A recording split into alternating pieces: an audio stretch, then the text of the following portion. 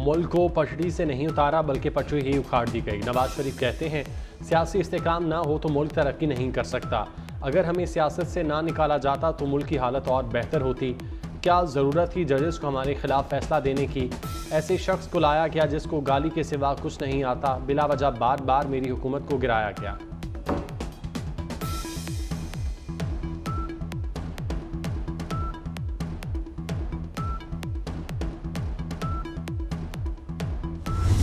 इस्तिकामत में, मेरी वफादारी में, मेरी कमिटमेंट में कहीं एक भी लफ्ज़िश का मौका नहीं है।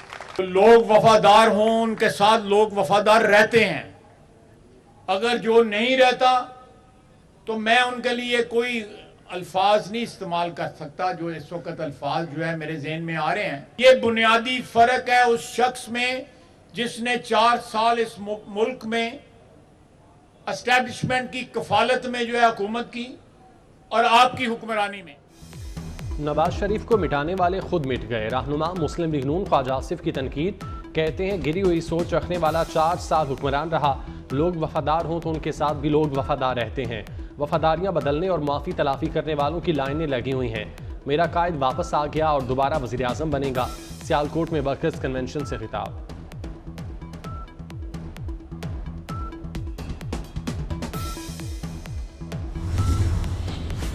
दो फौजी अफसरान पर बगावत पर उकसाने का जुर्म साबित। पाकिस्तान आर्मी एक्ट के तहत रिटायर्ड फौजी अफसरान आदिल फारूक राजा और हैदर रजा मेहदी का कोर्ट मार्शल करके उन्हें सजा सुना दी गई। आदिल फारूक राजा को 14 साल कैद बामुशक्कत की सजा सुनाई गई। रजा मेहदी को 12 साल कैद बामुशक्कत की सजा सुनाई गई। दोनों के रैंक भी जब्त कर लिए गए। दोनों अफसरान को फील्ड जनरल कोर्ट मार्शल के जरिए सजा सुनाई गई।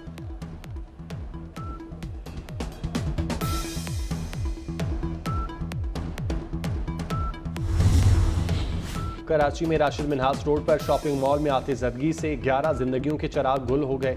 6 अफराद जख्मी। मॉल में दर्जनों दुकानें जल गईं। आग पर 3 घंटे बाद काबू पाया गया।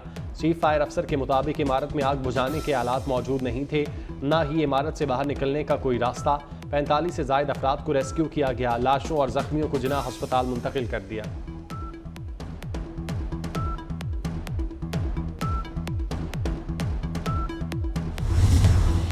खावर मानिका की बुशरा बीबी और चेयरमैन पीटीआई के खिलाफ दरख्वास्त। दौरान इद्दत निकाह और नाजायज ताल्लुकात का केस दायर कर दिया। बुशरा बीबी के साबिक शौहर ने इस्लामाबाद की सिविल जज की अदालत में शिकायत दर्ज कराई। अदालत ने गवाहों को नोटिस जारी करके समाअत 28 नवंबर तक मुलतवी कर दी। दरख्वास्त में दौरान इद्दत निकाह और नाजायज ताल्लुकात का इल्ज़ाम आयद किया गया।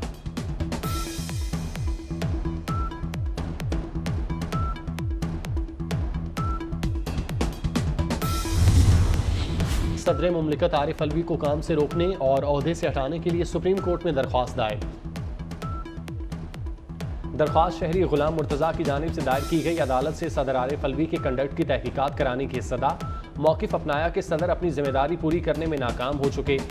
सदर आरिफ अलवी सदर मुमलिकत नहीं पीटीआई के रहनुमा के तौर पर काम कर रहे हैं। आम इंतखाबात की तारीख न देने समेत मुतादिद गैर कानूनी काम कर चुके।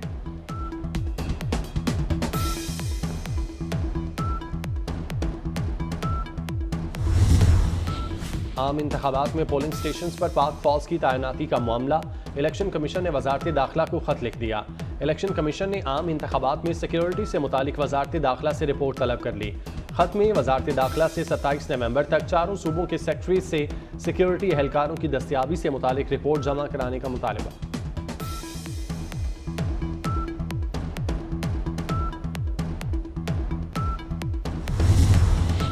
गजा में जंग बंदी का दूसरा रोज। इसराइली कैदियों की रिहाई आज फिर होगी। इसराइल को हमास की जानिब से आज रिहा किए जाने वालों की फहरिस्त मौसूल हो गई। इसराइल के वज़ीर आज़म हाउस ने तस्दीक करते हुए कहा मज़ीद 13 इसराइली कैदियों को रिहा किया जाएगा। गुज़श्ता रोज़ जुमे को हमास की जानिब से 24 यरगमालियों को रिहा किया गया। इसराइल ने 39 फ़लस्तीनी कैदी रिहा किए। अमरीकी सदर ने यरगमालियों की रिहाई को मशरिक़ वस्ता में क़याम अमन की शुरुआत करार दे दिया। जो बाइडन का गजा में जंगबंदी में तोसी की ख्वाहिश का भी इजहार। कहा कि वक्त आ गया कि इसराइल और फ़लस्तीन के 2 रियासती हल पर काम किया जाए। अमरीकी कोशिशों से जंगबंदी मुमकिन हुई।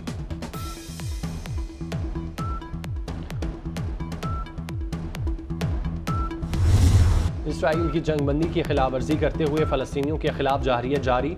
इसराइली फोर्सेस की रफ़ा और खान यूनिस के इलाकों में फायरिंग। शुमाली गजा वापस जाने वाले 2 फ़लस्तीनी शहीद, 11 जख्मी। फ़लस्तीनी शहरियों को शुमाली गजा जाने से भी रोका जाने लगा। इसराइली फ़ौज ने शुमाली और जनूबी गजा को मिलाने वाली शाहराह सलाहुद्दीन को बंद कर दिया। मगरबी किनारे से 3 फ़लस्तीनी सहाफ़ी गिरफ्तार। गजा में इसराइली जाहिरियत के दौरान शहादा की तादाद 15,000 हो चुकी। 4,000 ख़वातीन और 6,150 बच्चे भी शामिल। 50% से ज़ायद रिहायशी इमारतें तबाह हो चुकी।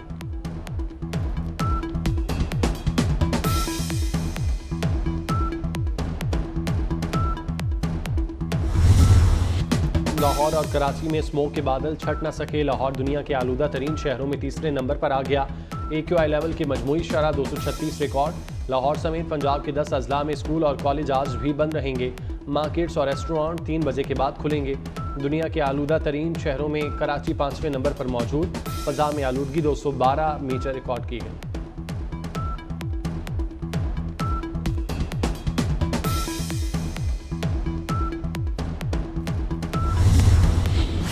वज़ीर आला पंजाब मोहसिन नकवी का सूबाई काबीना के हमरा लाहौर में थाना शेरा कोट का दौरा। थाने का रिकॉर्ड चेक किया। फ्रंट डेस्क अमला गायब। कंप्यूटर और इंटरनेट भी बंद थे। बगैर लाइसेंस मोटरसाइकिल चलाने वाले मुतादिद नौजवान हवालात में बंद। वज़ीर आला का बगैर लाइसेंस मोटरसाइकिल चलाने वाले 11 नौजवानों को ज़रूरी कानूनी कार्रवाई के बाद रिहा करने का हुक्म। रिहा होने वाले 11 नौजवानों ने वज़ीर आला मोहसिन नकवी का शुक्रिया अदा किया।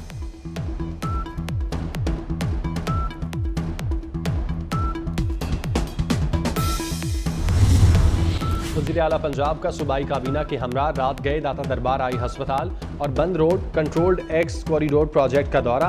प्रोजेक्ट पर काम करने वाली शिफ्ट और LD अमला गायब देखकर वज़ीर आला का इजहार बरहमी। कारकर्दगी और फ़राइज़ में गफलत पर MS दाता दरबार हस्पताल डॉक्टर अब्दुल हमीद को मुअत्तल कर दिया।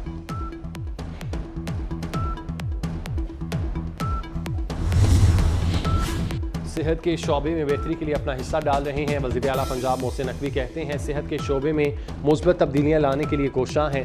निगरान हुकूमत ने पहले दिन से ही काम शुरू कर दिया। हुकूमत का काम आवाम को सहूलत फराहम करना है। वज़ीर आला पंजाब का लाहौर में college of physician and surgeons Pakistan के कॉन्वोकेशन से खिताब।